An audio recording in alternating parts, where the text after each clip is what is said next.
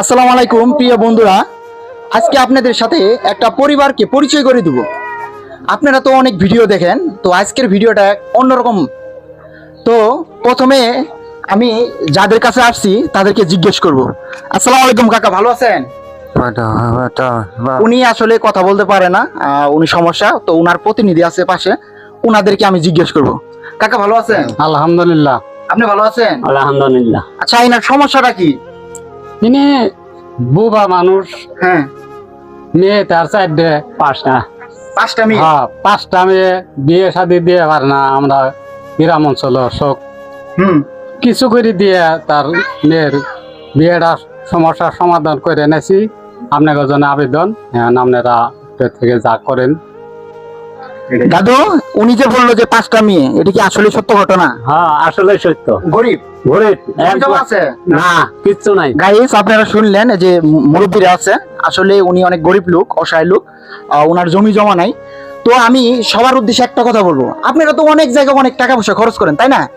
সে জায়গায় আপনার দৃষ্টি বা আপনার একটা একটু দানের কারণে দেখা যাচ্ছে পারে আমাদের সমাজে যারা গরিব অসহায় মানুষ আছে তাদের চিত্রটাই পরিবর্তন হতে পারে, শুধু আপনাদের একটু চাহনি বা আপনাদের একটু দৃষ্টি।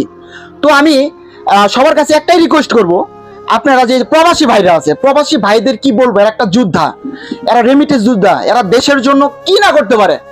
আর দেখবেন যে বাংলাদেশে বেশিরভাগ মানবিক কাজ প্রবাসীরা সবচেয়ে এগিয়ে আসে। তো প্রবাসীর কাছে আমি সবার কাছে মানে সবার থেকে একটাই আবদার, আপনারা বেশি বেশি করে গরিব অসহায়দেরকে সাহায্য সহযোগিতা করবেন। তো আমাদের আজকের এই দেখতে পারতেছেন যে আমরা যেখান থেকে আসলে এই যে আমাদের অর্থ সম্প্রদায়ের সজীবুর, আসসালামু আলাইকুম। আমাদের সংগঠনে কোন সংগঠন? আমি যমুনা বন্ধন মানবিক সংগঠনের অর্থ সম্পাদক, অর্থ পরিচালক। আমাদের সংগঠন থেকে তাকে কিছু অর্থ সহায়তা করবো ইনশাল্লাহ। সেজন্য আমাদের এখানে আসা, আমরা যতটুকু পারি ইনশাল্লাহ সহযোগিতা করব। অসংখ্য ধন্যবাদ অর্থ সম্পাদককে। এই আরেকজন আছে আমাদের সংগঠনের অন্যতম মানবিক সহ অর্থ সম্পাদক সোহেল রানা, উনি কি বলে? আসসালামু আলাইকুম। আমাদের যমুনার বন্ধন মানবিক সংগঠন থেকে আমরা প্রায় সাধারণ দরিদ্র ফ্যামিলি যারা আছে, যারা অসহায়, তাদেরকে সবসময় সহায়তা করে থাকি।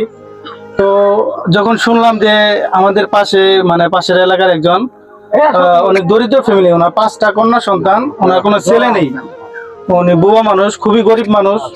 তো আমরা সবাই সংগঠন থেকে যখন শোনার পরে গ্রুপে সবাই আলোচনা করে কিছু টাকা কালেকশন করলাম ওনার জন্য।